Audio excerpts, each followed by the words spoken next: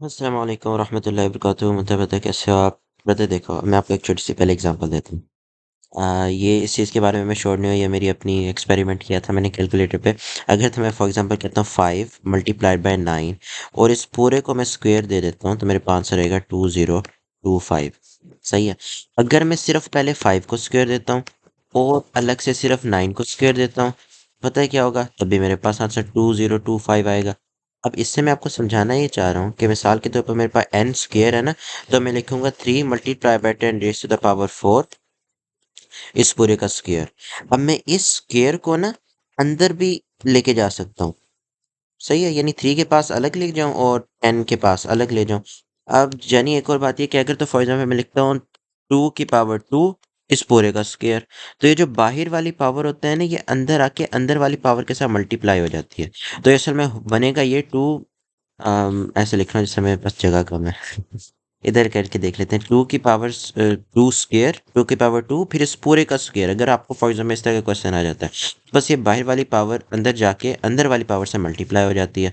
तो 2 की power 2 multiply by 2, बस ये ऐसे हो जाएगा। 2 2 ज़ार 4, 2 की पावर 4। और 2 की पावर 4 क्या होता है? 2 4 सॉरी 16। आपके पास आंसर आ जाएगा 16। ओके हो गया। तो इसी तरह से आपने यहाँ पर करना है। अब देखो आपके पास ये है ना 3 × 10⁻⁴ आपने बस करना है ये कि इस 2 को अंदर ले आओ। अब ये 2 जब अंदर आएगा तो 3 के साथ भी मल्टीप्लाई हो जाएगा, मल्टीप्लाई बाय 10 के साथ भी मल्टीप्लाई हो, 10 के साथ नहीं सॉरी 10 की पावर के साथ भी मल्टीप्लाई हो जाएगा। ओके हो गया, यानी ये जो पूरे होल स्क्वायर के साथ है ना 2, इसको आप 10 के साथ भी ले आए हो और इसको आप 3 के साथ भी ले आए हो। तो जब ये 2 बाहर वाला अंदर आएगा तो ये 3 की पावर बन जाएगा। असल में 3 लिखा हुआ है नहीं, असल में 3 की पावर 1 है। तो 2 अंदर आएगा, वो 1 के साथ मल्टीप्लाई हो जाएगा, आंसर आपके पास आ जाएगा 3 की पावर 2। तो 3 square multiply by 10 raise to the power, और ये इसकी पावर क्या आएगी? अम, हाँ जी, 4 2 ज़ार 8 हो जाएगा। ये आपके पास यहाँ तक आंसर आ गया। और आपको पता है आप 3 स्क्वेयर ऐसे नहीं लिखोगे, आप यहाँ पर 9 कर दो, बस हो गया। इजी सा था। बस इस वाली जगह पे आपने ये ख्याल रखना है कि ये जो है ना नंबर, ये 10 से बड़ा ना हो, 0 से छोटा ना हो, 10 से बड़ा ना हो, 10 और 0 के दरमियान में हो। और वो और याद करो पिछला वाला क्वेश्चन जब हमने किया था तो हमने इसी तरह से उसको थोड़ा सा चेंज कर दिया था। यानी अगर तो फॉर एग्जांपल ये 90 होता तो मैं इस पॉइंट को उठा के यहाँ पर ले आता और फिर यहाँ पर उसको प्लस या माइनस करता। वो वाला रूल याद है ना आपको? बस वैसे करना है।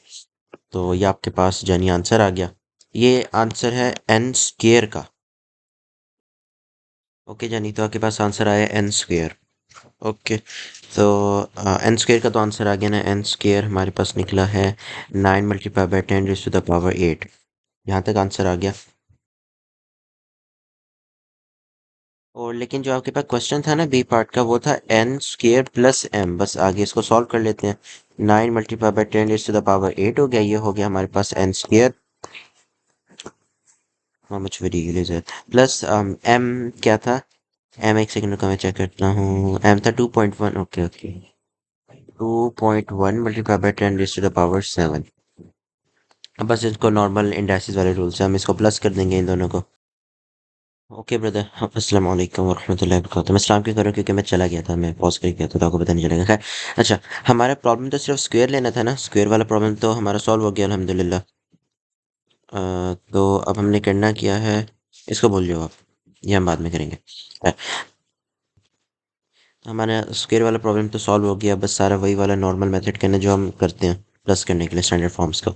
जो बड़े वाला, यानी इन दोनों में 8 बड़ा है या 7 बड़ा है? 8 है ना। 8 ज़्यादा ग्रेटर नंबर है, तो बस फिर बस जो बड़े वाला है ना, उसको आप डिवाइड अप कर दो, ब्रेकअप कर दो। ब्रेकअप करने का मेरा मतलब ये है, यहाँ पर आप 7 लिख दो, मल्टीप्लाई बाय 10⁻⁻1। सही है। इन दोनों को आई मीन अलग अलग करके लिख दो। मैंने इसे 7 क्यों बनाया?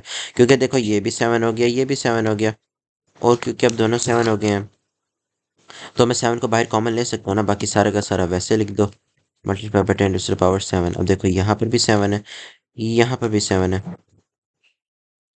तो क्या मैं इनको कॉमन ले सकता हूँ? 9, बस 9 को लिख लूँ। 9 × 10⁻⁴ सही है, क्योंकि ये इस 7 को तो मैंने कॉमन ले लिया ना, प्लस 2.1। ओके हो गया। बाकी multiply by 10 to the power 7 को मैंने कॉमन ले लिया। ठीक हो गया।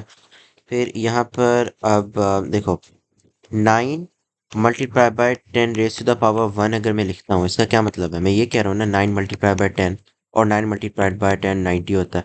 तो मैं फिर यहाँ पर 90 लिख सकता हूँ ना, 90 प्लस 2.1। सही है। और बाकी ये बाहर हमारे पास ऐसा ही है, 10 टू द पावर 7। अब इसको कैसे सॉल्व करेंगे? 90.0, क्योंकि हर नंबर के पीछे 0.0 ही लिखा होता है ना, 0.1।